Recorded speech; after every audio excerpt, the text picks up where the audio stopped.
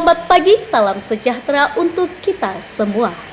Saya Al-Adha Humairo dan rekan saya Ayah Syifa Zulaika akan menyampaikan berita terkini dalam seputar Indonesia tentang pemerintah resmi naikkan UMP 2025 sebesar 7%. Jakarta, 15 Januari 2025, pemerintah melalui Kementerian Ketenagakerjaan secara resmi mengumumkan kenaikan upah minimum pemerintah atau UMP tahun 2025 sebesar rata-rata 7%.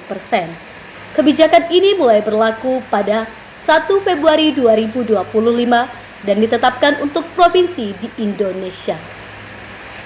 Menteri Ketenagakerjaan Ida Fauzia menyatakan bahwa kenaikan UMP ini ditujukan untuk menjaga daya beli masyarakat serta menyesuaikan dengan inflasi dan pertumbuhan ekonomi nasional. Keputusan ini diambil setelah melalui kajian bersama Dewan Pengupahan dan mempertimbangkan kondisi-kondisi ekonomi tiap daerah. Ujarnya dalam konferensi pers di Jakarta. Sejumlah pekerja menyambut baik keputusan tersebut. Meski sebagian buruh masih menilai kenaikan tersebut belum sepenuhnya memenuhi kebutuhan hidup yang layak. Di beberapa daerah serikat, pekerja berencana melakukan dialog lanjut dengan pemerintah provinsi untuk memastikan pelaksanaan kebijakan berjalan optimal. Sementara itu, pengusaha berharap adanya kebijakan lanjutan berupa insentif untuk sektor industri agar tetap mampu bersaing dan tidak terdampak berat oleh penyesuaian upah ini. Dan dilanjut oleh rekan saya. Baik, halo pembaca, saya Ayah Syifa Zulaika melaporkan untuk Anda berita utama hari ini. Pemerintah Republik Indonesia resmi meluncurkan Sovereign Wealth Fund atau SWF Danantara, sebuah lembaga pengelola aset kekayaan negara yang digadang menjadi pilar baru kemandirian ekonomi nasional. Peluncuran ini dipimpin langsung oleh Presiden Prabowo Subianto di Istana Negara, Jakarta pada Senin 24 Februari 2025. Langkah ini menandai awal dari transformasi besar dalam pengelolaan badan usaha milik negara BUMN, sekaligus mempertegas komitmen pemerintah dalam memperkuat posisi Indonesia di kancah ekonomi global. Dalam pidatonya, Presiden Prabowo menegaskan bahwa pendirian Danantara merupakan tonggak penting menuju kemandirian ekonomi bangsa. Negara harus mampu mengelola kekayaannya secara mandiri, efisien, dan berdaulat.